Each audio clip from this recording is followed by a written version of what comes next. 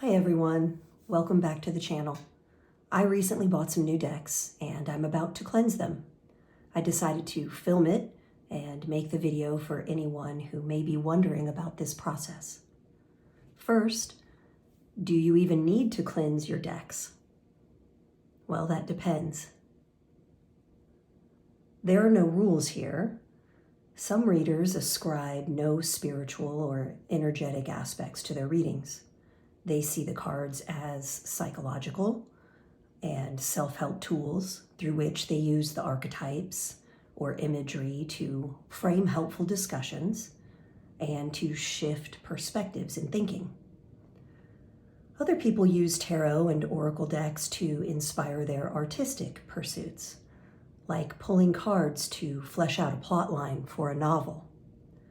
If your cards are simply pragmatic tools like these, with no sacred, ritualistic, magical, or spiritual application, you probably have no need or interest in cleansing them.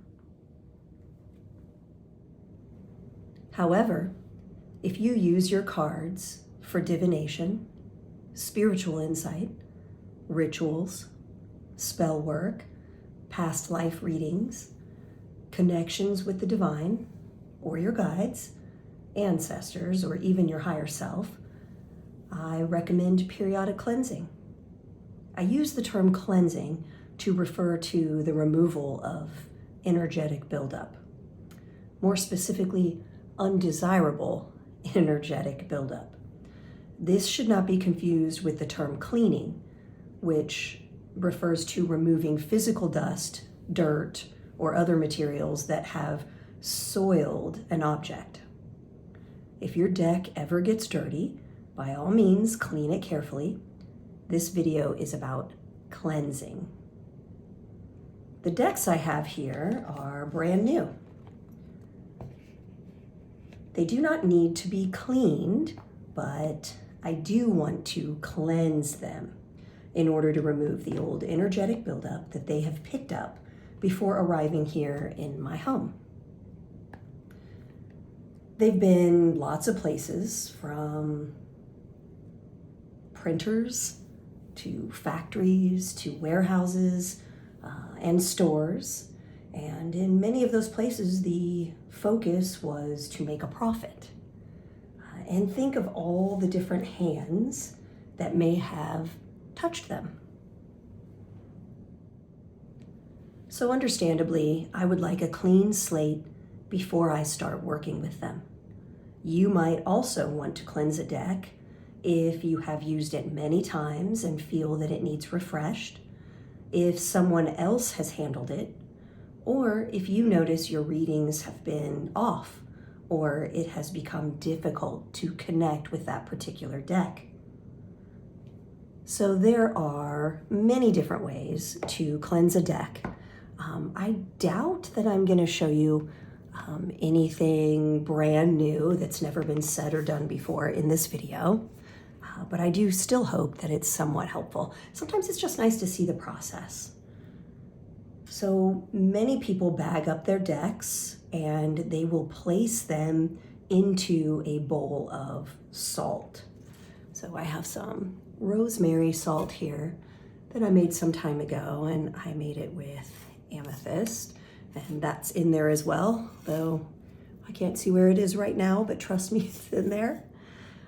So you could fill a bowl with a salt like this, and so the salt would be the cleansing property, and then some of the other elements in there, particularly the amethyst, are going to be putting back a little desired energy, not just stripping away, but also recharging. So that's one option, and I know that there are many people that do that. You would want to be careful about placing the cards directly onto or into salt, which is why people usually bag them in some way. It could be a cloth bag. I do know people that use plastic, although I'm not really a fan of that. But again, it's your choice. So others place their tarot decks and oracle decks outside under the light of the full moon or beneath the rays of the sun. Sometimes they do that seasonally. Sometimes they do it monthly. It also depends on where they live. It's very similar to the way some people charge their crystals. Speaking of crystals, those are commonly used as well. So I guess the most common method is using selenite. That's a popular cleansing tool. And so I have a small piece of selenite here. Decks are placed onto a crystal slab, so you would place the deck directly onto the slab. Or if you had a piece that's smaller like this, then you would actually place that on top of your deck. You may want to remove the box and place it directly onto the cards. And then after you felt it was cleansed, maybe you would do that for 24 hours. You could then add an additional crystal with a property that you are seeking to charge the deck with. So again, you're thinking of cleansing or neutralizing some negativity or just otherness. And then you would be adding something back. And there are lots of options you could use. These are just two that are common and that I've had handy. I personally tend to go for a smoke bath. And I use lots of different kinds of smoke. So you can see I have a little charcoal disc that's gotten nice and hot, and you can tell it's hot and ready when it turns gray. And so this one's gray. I hope it's still ready to burn for the video because I've had it going for a little while as I gathered all my things. If not, I'll have to replace it and pop a new one in to the sand, but it looks like it's still ready to go. I'm always mindful of the fact that if I'm banishing undesirable energy, then I need to replace it with a kind of energy and intention that I seek or that I prefer. So when you're banishing, getting rid of something that's unwanted, you want to not just leave things empty, just inviting new negative stuff to replace it, but you want to charge with something desirable, some desirable energetic property. And so you don't just use ingredients for the cleansing and banishing. You also use an invoking property as well. So that could be herbal, that could be oil, that could be all kinds of things. I own a variety of incense mixes, like loose incense, that I've made myself. So this one is just called Winter. It's actually able to be a loose tea as well. And so it doesn't look like much, but it is really fragrant. I wish you could smell it. It has all kinds of good things in it. So it has things that have cleansing properties, and then it also has aspects that would invoke desirable energy as well. And so if you drop it onto a hot charcoal disc, it should start smoking like that.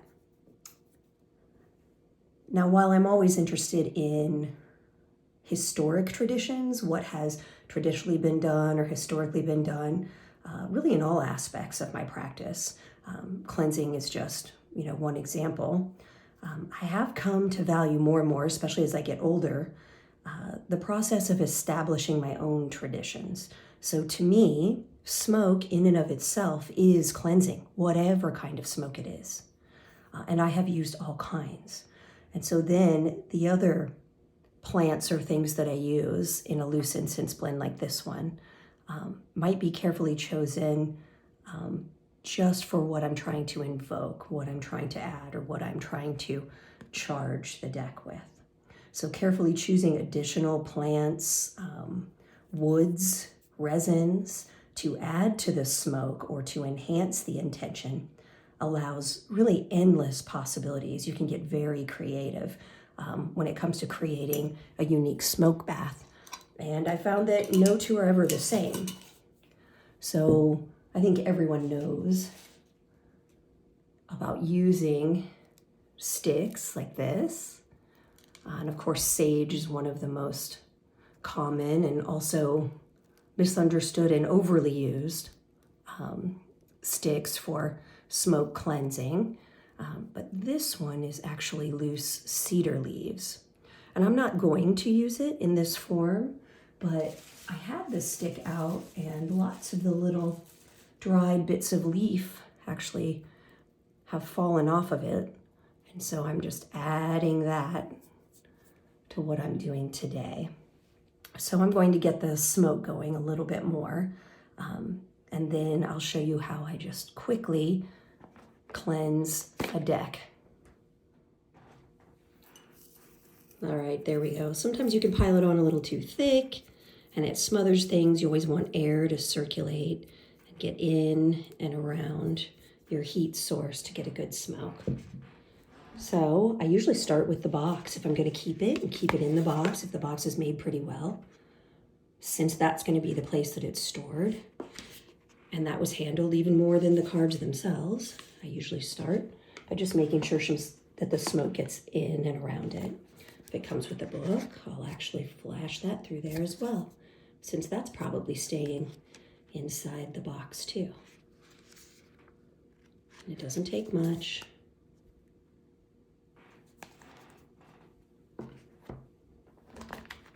And then the cards.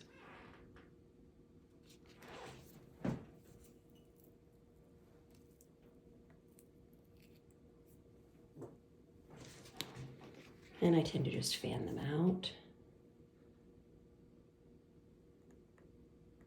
And I don't know if you can see how well the smoke is coming off, but it's a nice steady stream. Like I said, it doesn't take much. And it really doesn't matter what kind of smoke.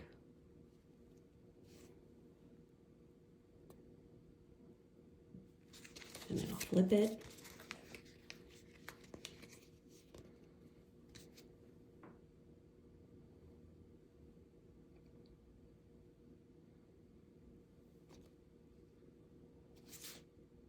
Now it's gone a little sad on me.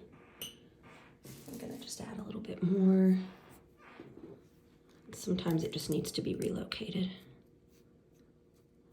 There you go. Blowing your own breath is kind of nice, and you can blow your intention to it as well. Now we're cooking.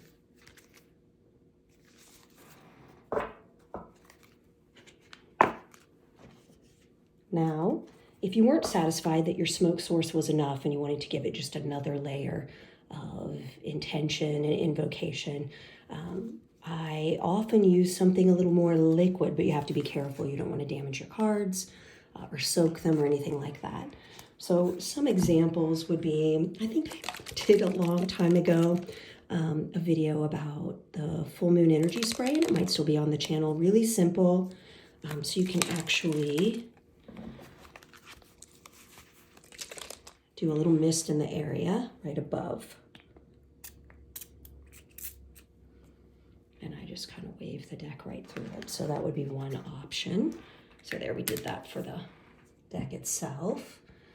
This is just a different kind of spray. This was gifted to me some time ago by a very dear friend, and she's also my very favorite reader.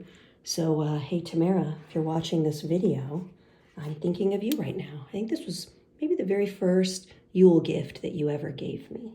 And I still have some. I've used quite a bit, but I love it. It's still in great shape. I've kept it in a cool, dark, dry place. So I will kind of hit the area of the box. Oh, it smells so nice. You really need smell-o-vision for videos, don't we? And let's see, for the book, I'll use just something else. Now, normally I wouldn't use 3 different things, but I just want to show you how it works to use different kinds of materials. Okay, so this is an oil, and it's infused with Dittany of Crete. I don't know if you're familiar with that one. I should probably make a video about it because it's kind of rare. So it's an ancient herb that grows on the Isle of Crete, and it has all kinds of wonderful properties. But anyway, just a little touch of oil, whatever kind of oil that you have that you like the properties of. So you can put some on yourself before handling the deck or before blessing the deck, or you can put just a little on your fingers. Now you want to make sure it's not real wet and glistening. You don't want to damage your deck. And what did I say? I think I said it was the book that needed something. And so you could make a little sacred symbol on there for yourself. You could do it front and back. right? You could hit the spine. And there you go. You have a fully cleansed and charged deck. I'm looking around to make sure I've shown you everything. I think there was maybe 2 more options I could show you really fast. So this is not going to be anything you haven't thought of before. I would just say be mindful about what you choose, but you could always have some kind of incense that's not loose. It could be stick, it could be cone, something like that. And this is a really nice one. You can see what it is there. It's called Sacred Space. I ordered it from a lovely little shop on Etsy. And you could burn something like that, and then you could use that smoke. It doesn't have to be a big, deep, thick stream of smoke. It can be very fine. And a lot of times it'll have ingredients in it that will be great for both cleansing and for blessing or for charging. And the last thing I was going to show you is if you have a nice quality candle of your own making or choosing, there is nothing wrong with passing your deck through the heat of that flame. Fire's a great purifier. It doesn't mean catch it on fire. You would want to be very careful because you have these paper or cardboard, cardstock products, right? But you could let the heat and the fire bless your deck and purify it as well. And based on what it's scented with, it would also be charging it and sending in some of that desirable energy of your choosing. Okay, well, I hope that was really helpful. And if you go off and try this yourself, obviously be very careful about what you burn indoors. It's great to crack a window, make sure it's safe for you, not just you, but your pets and children. So make sure you do your research before you just start randomly burning things, and be very careful when you're working with flame and fire and smoke and heat. All right, take care until next time.